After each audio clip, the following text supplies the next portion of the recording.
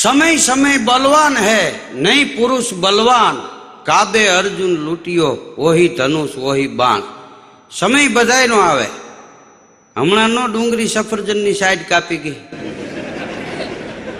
हाँ, अमर दिलदान भाई लख्यु छे कि दिए वधे राते वधे मोंघवारी बेठी चांदी सोने, डूंगरीए सफरजननी साइड कापी आ दुख हवे केवू कोने। जेम ल्यूनावाळो जेसीबी नी साइड कापीने जाए एम सफरजननी साइड कापीने गई बरणाटी मारे। राजकोट में बे पति पत्नी निकळ्या बजार में, एमां ओलो भाई बे भान थईने पड़ी गयो। माणसोनुं कुंडाळुं भेगुं थई गयुं, टोळुं थई गयुं। एमां कोई भाईए पूछ्युं बेन ने का पड़ी गया ई भाई कोण छे? मारो घरवाळो ज भाई। तो ओला भाई के बेन एने वाई आवी गई लागे, डूंगरी हुंकाळो हमणा भान में आवी जाए। तो ई बेन क्या डूंगरी नो भाव सांभळीने तो पड़ी गया छे। आने डूंगरी गण नहीं करे एम।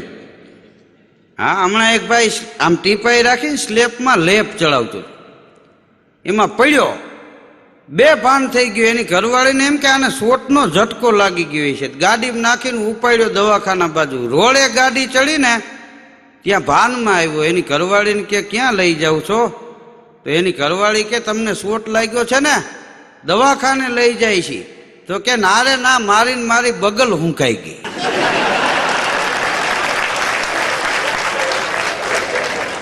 नायो नो तो 8 दीधी। कीधुं आ तने ने तने आटली असर करी गई, बीजा होय तो केस फेल थाय। आम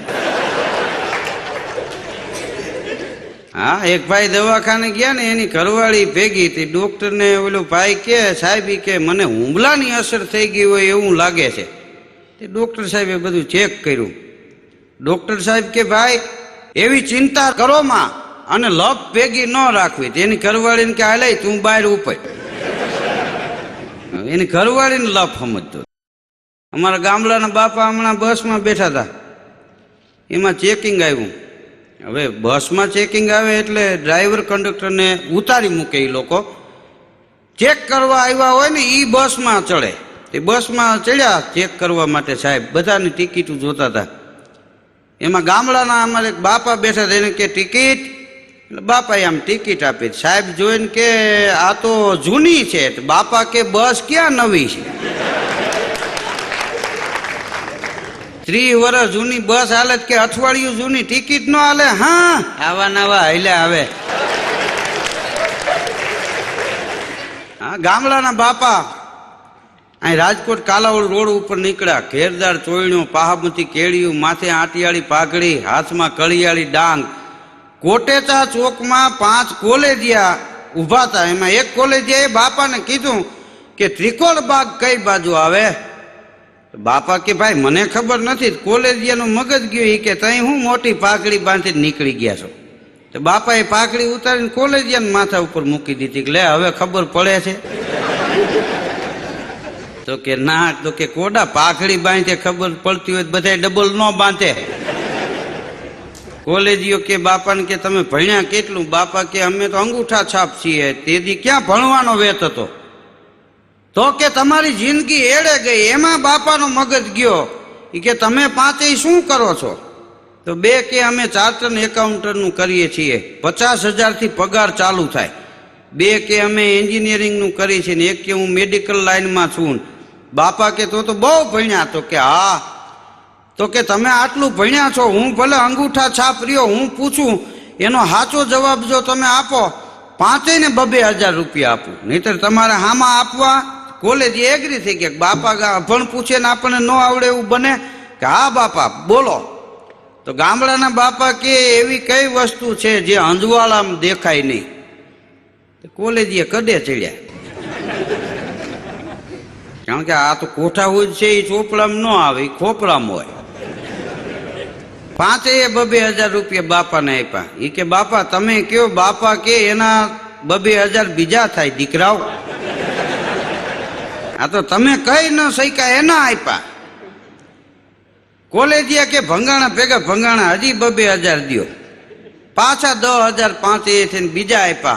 बापा ने के लियो आ 10,000 बीजा। हवे तमे क्यो अंजवाड़ा में देखाय नहीं शू? तो गामडाना बापा के ई अंधारू।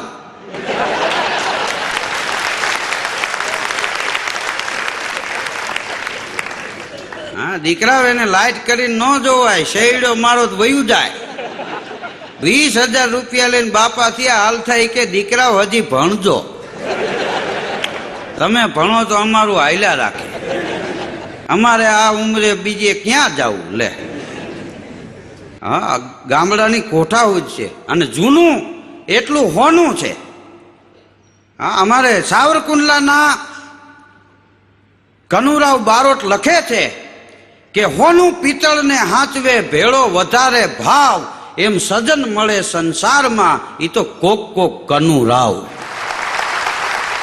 જેમ હોનામાં પિત્તળ ભળી જાય ને તો 22,000નું જાય, એમ કદાચ આપણે પિત્તળ જેવા હોય પણ હામાં કોઈ હોના જેવા મિત્રો હારે તમે બેહવા માંડો ને તો તમારી કિંમત દુનિયામાં વધી જાય.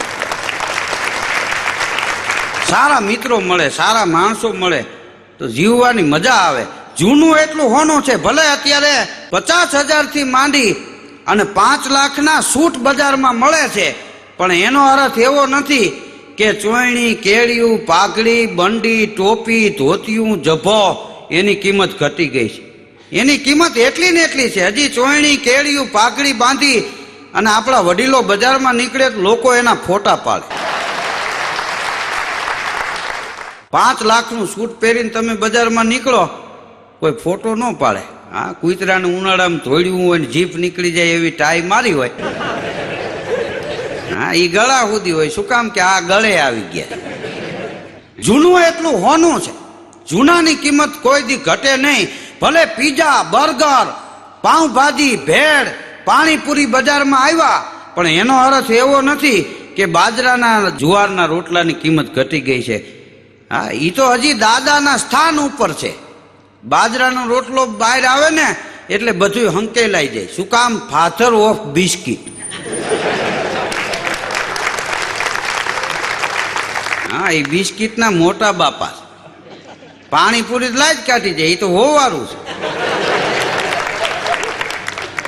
તમે હાંજે રાજકોટમાં નીકળો, એક લારી હોય ને ત્યાં 10 બાયું ઊભા હોય ને 3 જણ ઊભા હોય એટલે નક્કી કરી લેવાનું પાણીપુરીની જ રેકડી છે. એટલે 3 પુરુષ ઊભા હોય એ પાણીપુરી ખાવા નહીં, બિલ ચૂકવવા ઊભા હોય. આ તાળી વગાડી બધા અનુભવી. આપણી વાત ખોટી ન હોય. હા, પણ દાંત ન હોય એને પાણીપુરી ન ખાવી, કારણ કે એ મોઢા મૂકીને દબાવો ને તો પિચકારી થાય, રંગે રહીમાં હોય એવું લાગે. ગામડાના એક બાપાનો દીકરો સુરત હતો. 17 વર્ષે ગઈ દિવાળીએ ગામડે આવ્યો. એની એક 9 વર્ષની દીકરી, 11 વર્ષનો દીકરો. હવે એ લોકો પહેલી જ વાર ગામડામાં આવેલા. એમાં ભેંસ વ્યાણીથી બાપા બરી ખાતા હતા. તો ઓલા દીકરા દીકરીએ પૂછ્યું, દાદા આ શું ખાવ છો? બાપાને એમ થયું કે આ લોકો બિચારા પહેલી વાર સુરતથી આવે, આ દીકરી દીકરો, એને શું ગામડાની ખબર હોય, પણ એ દીકરી દીકરો એ કાંઈક ખાતા હતા. એટલે બાપા કે બેટા તમે બેન ભાઈ શું ખાવ છો? તો કે દાદા અમે કેટબરી ખાઈ છીએ. બાપા કે બેટા હું ભેંસ બરી ખાઉં છું.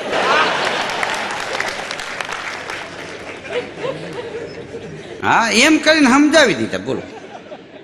હા, બળી ખાવાથી દમ ન થાય, શ્વાસ ન ચડે. ખાતા હોય એને ખબર હોય અમુક આ વસ્તુ છે એ શરીર માટે સારી. જૂનાની કિંમત એટલી ને એટલી રહે. ભલે 1 કરોડની કાર બજારમાં આવી, પણ એનો અર્થ એવો નથી કે બળદ ગાડાની કિંમત ઘટી ગઈ. હા, મુંબઈમાં તમે જાઓ 2 માળની બસો. હમણાં હું પ્રોગ્રામ આપવા ગયો હતો ને, તે અમારો મંજીરા વાળો ભેગો, નીચે જગ્યા નહોતી કે તું ઉપર વયો જાત. ગયો એવો પાછો આવ્યો. મને કે ભાઈ આમાં ડ્રાઈવર નથી. સિટી ટ્રેનમાં મુંબઈમાં હું બેઠો હતો, તે મારા સામે 2 જણા બેઠા હતા. એક 70 વર્ષનો હતો ને એક 40 વર્ષનો. એ 2 વાતું કરતા હતા. કે ભાઈ તમે ક્યાં રહ્યો છો મુંબઈમાં? કે બોરીવલીમાં. તો ઓલા બાપા જેવા ભાઈ હતા એ કે હું બોરીવલીમાં રહું છું. ઈસ્ટમાં કે વેસ્ટમાં? તો કે વેસ્ટમાં. તો આ ભાઈ કે હું વેસ્ટમાં રહું છું. વેસ્ટમાં કઈ જગ્યાએ? તો કે 12 માળનું બિલ્ડિંગ છે ને, અંબિકા બિલ્ડિંગ, એમાં. તો ઓલો કે હું અંબિકા બિલ્ડિંગમાં રહું છું. હું તો એને વાતું સાંભળતો હતો ને 2 સામું જોતો. અંબિકા બિલ્ડિંગમાં કેટલા માળે? તો કે 5મા માળે. તો આ કે હું 5મા માળે રહું છું. કેટલા નંબરના ફ્લેટમાં? એ કે 103માં. તો ઓલો કે 103માં તો હું રહું છું. પછી મારો મગજ ગયો. એલા કીધું એક ફ્લેટમાં રહ્યો છો ને ઓળખતા નથી? મને કે ભાઈ તમે શાંતિ રાખો, વચમાં બોલવાની જરૂર નથી, અમે બાપ દીકરો છીએ ને ટાઈમ પાસ કરી છે.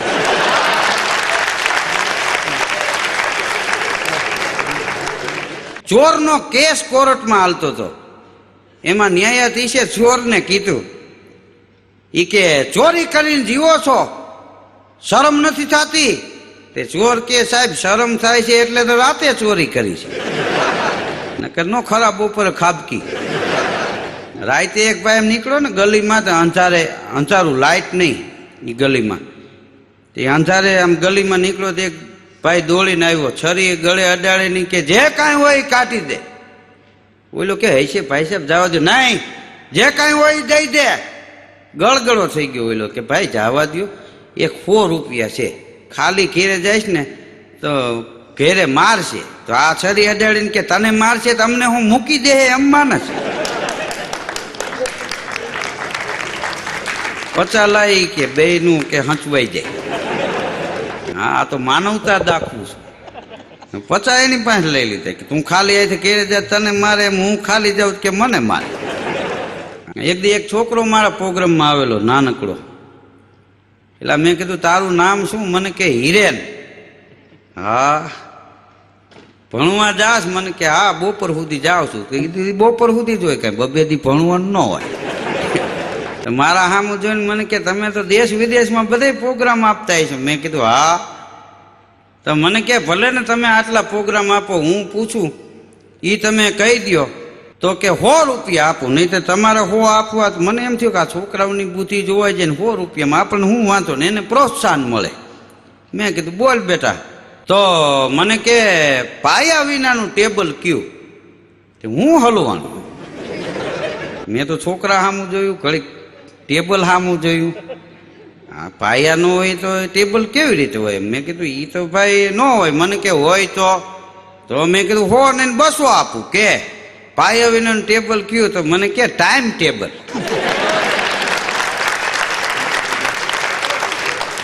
ચાલો, મને કે હું તો કોસ્મોપ્લેક્સમાં ફિલ્મમાં જાઉં છું. કીધું તું ફિલ્મમાં જા, હું ઘર ભેગો થાઉં.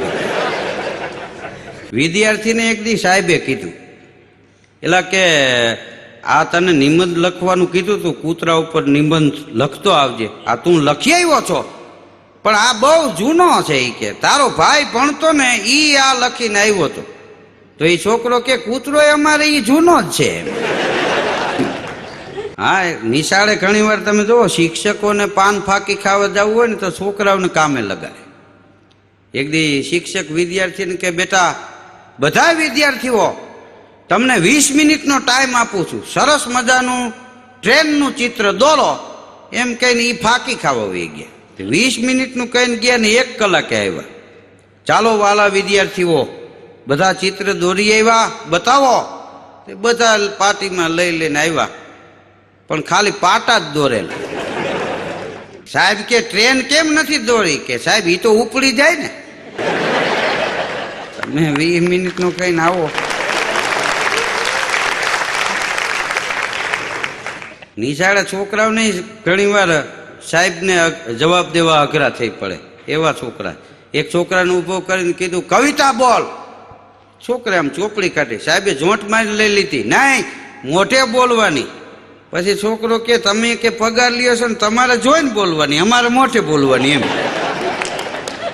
શું કામ? અમે હામાં ફરીને આવી એટલે આ કવિતા જ નથી બોલવી. કે જવા દો, આ ખંભે દફતર મારીને વયું ગયું. બોલો. અમારા જાદવ બાપા હતા ગઢડા વાળા. એ ઘણી વાર અભણ કોઠા ઉજની એવી વાતો કરતા, આપણને મજા આવે. પણ એ વખતે તેથી એટલા રૂપિયા નહોતા. અત્યારે જે કલાકારોને મંજીરાવાળાને અત્યારે જે મળે છે ને એ તેથી કલાકારને ન મળતું. એવો યુગ. જાદવ બાપા ગઢડાવાળાએ લ્યુના લીધું. તો અહીંયા મુકંદર કા સિકંદરમાં અમિતાભ બચ્ચન લ્યુલાને લઈને જાતો. અને લ્યુનાનો એકવાર જમાનો. અમુક જાડો જણ હોય ને, હા, તો લ્યુના લઈને જતો હોય તો ખબર ન પડે કે આ તો પગમાં દબાવીને આલ્યો જાય છે શું. જાદવ બાપાએ લ્યુના લીધું ને એમાં ગામડામાં પ્રોગ્રામમાં ગયા. હવે પ્રોગ્રામમાં કાંઈ બધા ભગત સાંભળવા આવે એવું નથી. હા, ઘણી વાર મારે અઠવાડિયામાં 3 જોડી તો સંપલ લેવા પડે. ઉકાળા પૈકી આવું ઘેરે. સવારે અમારે જીઆઈડીસીમાં જાવ ને તે દુકાને ઉતરું ને ત્યાં ઓલો 8 નંબર કાઢીને જ ઊભો હોય કે તમે બહાર પગ કાઢ્યો તો ઉકાળો પગ હતો. હું સમજી ગયો ભાઈના ચંપલ ગયા. મને કે પનોતી ગઈ. મેં કીધું તારે તો આવી ને, 2 રૂપિયા દેવા અટાણે. તે જાદવ બાપા ગામડે ગયા પ્રોગ્રામમાં લ્યુના લઈને.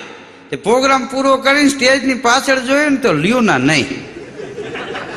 અને બાપા મૂંઝાણા. પોલીસ સ્ટેશને ફરિયાદ કરી કે સાહેબ મારું લ્યુના કોક લઈ ગયું.